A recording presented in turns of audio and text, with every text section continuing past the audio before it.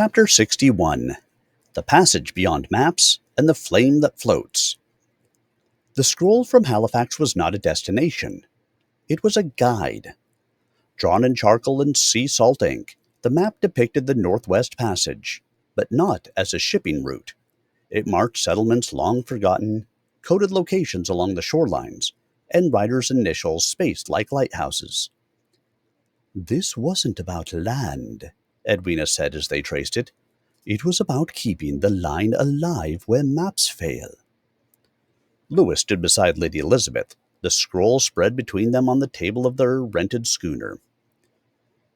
"This passage wasn't just physical, it was symbolic. A corridor of continuity when all else was frozen." They docked briefly in Iqaluit, welcomed by the Nunavut Historical Society and a small team of elders who had preserved oral accounts of a night rider, a woman whose mare left prints on snow that never melted. "She rode without sound," said Elder Kunik. "She carried fire in her cloak and names in her memory. We called her Aksarnit Kujauak, the Aurora Messenger." Colette and Leon compared the local legend with the drawing from Halifax. "It's her," Clara whispered. "Miriam didn't vanish. She became a legend in motion." From the elders, they received a pouch containing a shard of quartz engraved with the twin horse seal and a starburst. "It's a memory stone," said Tabitha, "used to record stories before ink. You press it into heat, then snow. It marks the truth in the land." They set sail again, following the icy arcs into the archipelago. Thunder stood firm on deck, nose pointed north. Wellington slept beneath a wool blanket, purring softly. On the third day, they reached the place marked with an X, not a location, but a story pause. Lewis, Frank, and Sebastian hiked inland, guided by Inuit youth from the nearby settlement. There they found it. A cairn built from driftwood and stones, shaped like a rider on a rearing mare. Inside, a flame burned. "It shouldn't still be lit," Amelia murmured. "And yet it is," Edwina said. "Some stories burn without oxygen." They pressed the quartz memory stone into the base. The flame flickered blue. Then from the far ridge came the sound of hooves. Light. Impossible. Everyone turned. There was no one there. Only the tracks, and the stars above them dancing. Lady Elizabeth stepped beside Lewis, hand brushing his. "We followed her to the edge of the known world." "And now," he said, "we carry it back." They returned to the schooner in silence. Wellington pawed the memory stone. Thunder stared at the horizon, because the truth didn't end in the cold. It glowed and floated, waiting for the next rider to bring it home. Chapter 62. Return to Maplewood and the Song of the Mare. They returned to Maplewood in autumn. The trees had turned the color of parchment and fire. Thunder whinnied from the pasture as they rode up the familiar hill. Even the air had changed, quieter now, as though waiting for the story's echo. Potts opened the manor door with an uncharacteristic smile and a folded note. "You had visitors," he said. "A few horses. A woman asking about violets." Inside, the manor felt charged. The cousins had returned as well, sprawled across library chairs and stair banisters with the ease of belonging. Amelia tossed them a telegram. Witness line appears in French-Canadian school texts, page 104, illustrated. "We're official now," she added, "which means we're dangerous again." Lady Elizabeth and Louis walked the halls together, passing portraits that once watched in silence. Now they seemed to nod. In the blue parlor, the scroll from the Northwest Passage had been framed. Thunder stood in the orchard beside the small headstone of Lady Violet, and just behind the manor, near the ring of birches, something new had appeared. Hoofprints. Not Thunder's. Not recent. "She's been here," Edwina whispered. "The black mare." They followed the prince to the paddock. There, beside the old apple tree, stood a young girl in a blue riding cloak too large for her. "She says her name is Rose," Clara called. "She doesn't speak much, but she sings." Lady Elizabeth knelt before the girl. "Where did you come from?" The child pointed to the woods, then to the stars. Tabitha approached with the quartz memory stone. Rose touched it. A soft vibration rippled through the orchard. Then she sang, a melody none of them recognized, yet every one of them knew. "It's the rider's lament," Louis whispered, "but older, purer." Wellington sat beside the girl, curling gently.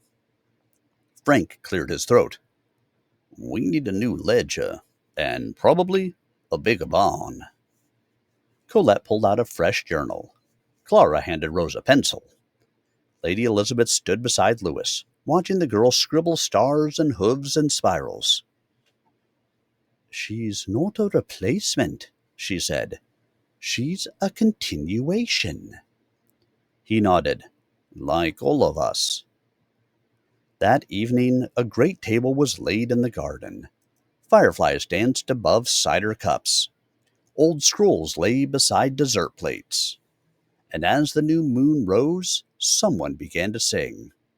The girl joined, then Clara, then Sebastian. Soon the whole table hummed the ancient tune. And in the distant tree line, the black mare raised her head. She was not alone. She never had been. And now, neither were they. Chapter 63. The Harvest Ride and the Unnamed Ledger. Harvest season blanketed Maplewood in the scent of roses, rain-damp soil, and old promises. Lady Elizabeth rose early with Rose, the girl who had sung the stars into memory. They rode quietly past the dew-soaked fences while the rest of the household stirred with tea and questions. Louis watched from the veranda, not jealous, just reverent. "She's part of it now," he said to Edwina. "She always was," Edwina replied. "She just hadn't arrived yet." The cousins stayed on, using the manor as their central post. Graham fixed the weather vane.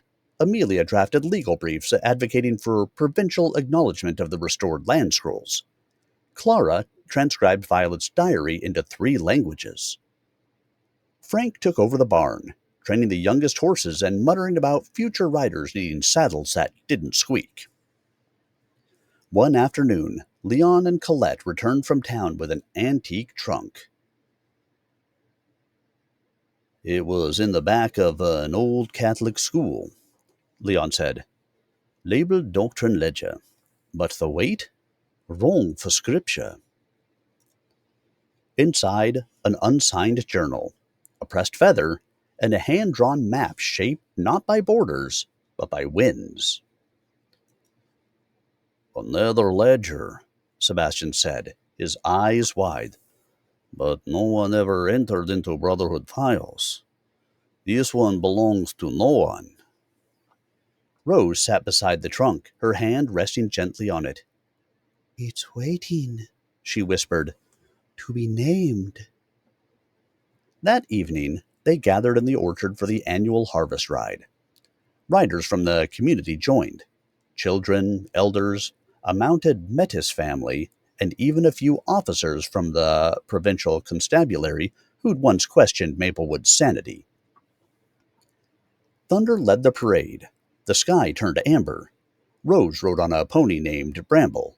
Wellington seated confidently in the saddlebag. As they circled the grounds, Lady Elizabeth addressed the gathered riders. "This ledger has no name," she said, lifting the book high, "because it does not belong to a past. It belongs to the riders ahead, the ones still forming, still listening." She opened to the first page and handed the pencil to Rose.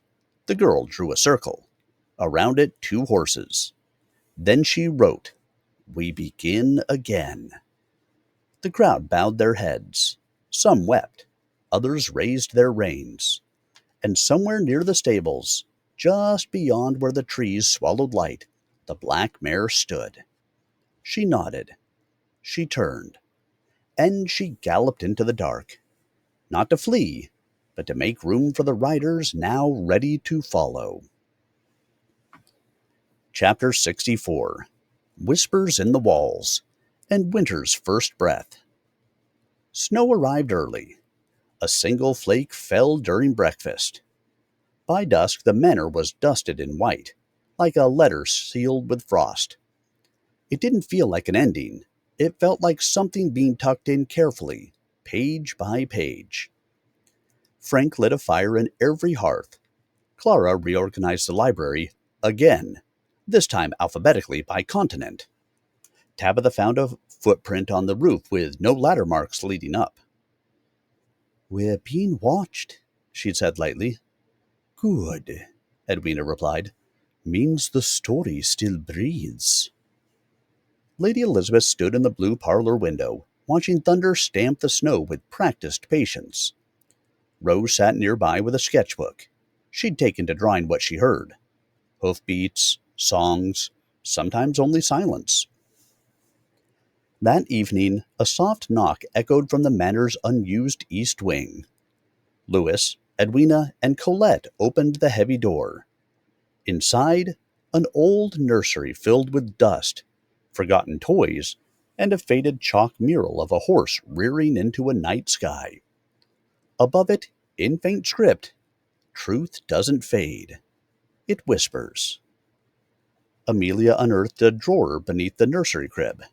Inside, a letter addressed to the one who rides after.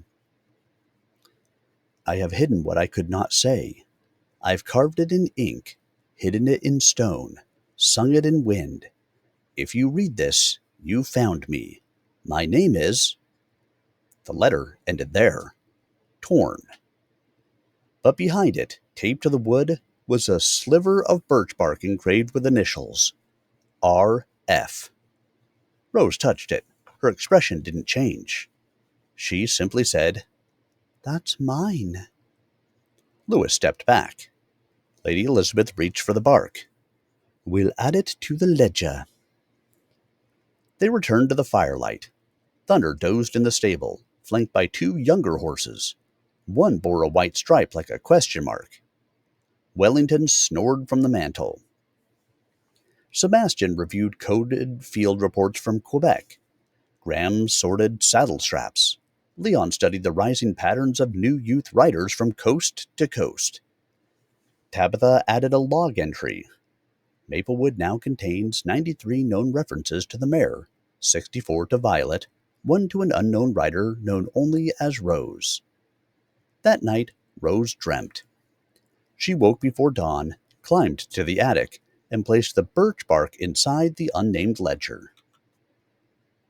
Then she wrote, "I heard her again. She says the next song is buried in snow, and we must ride before it melts." Lady Elizabeth and Louis read it together. "Spring comes quickly in the story," she said. "Then we'll be ready," he replied. Outside, the mare's prince appeared briefly across the lawn, then disappeared. But not because she was gone, because she had passed the trail to someone else, and the snow held the path. Chapter 65. Riders of the Thaw and the First Trail of Spring. Winter passed not in silence, but in preparation. Maplewood Manor became a sanctuary and a saddle house. Riders came and went. Matisse dispatchers. Quebecois archivists. even a pair of elderly Newfoundland cousins who claimed they once saw a black mare vanish into sea mist.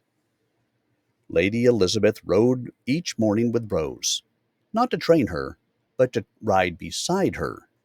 Rose spoke little, but wrote often. Lewis repaired a trailhead marker 3 miles west of the orchard. The line was never broken, he said, just unmarked. One morning, as the crocus pushed through frost, a package arrived. No sender, wrapped in oilskin, contained within a brass compass, frozen on true north, a single black horsehair, and a note. She waits near Dawson. The final witness rode alone. Amelia cross-referenced old court transcripts. There was a Yukon case in 1899. Cited an unnamed woman who delivered a land dispute document across impossible terrain. Dismissed as myth, but the descriptions match everything we've learned. Clara pinned a new map. Tabitha opened a new ledger. Frank packed oats. The cousins gathered around the hearth. "We're not just researchers now," Graham said. "We're writers." "We always were," Colette replied. That night, the orchard bloomed early. Rose placed a feather in the unnamed ledger. Then she spoke her longest sentence yet. "The next story sleeps in snow and cold. We must wake her." Lewis smiled. "Then we go north." Lady Elizabeth raised a glass of warmed cider. "To the riders still waiting." Thunder neighed softly, already facing the horizon.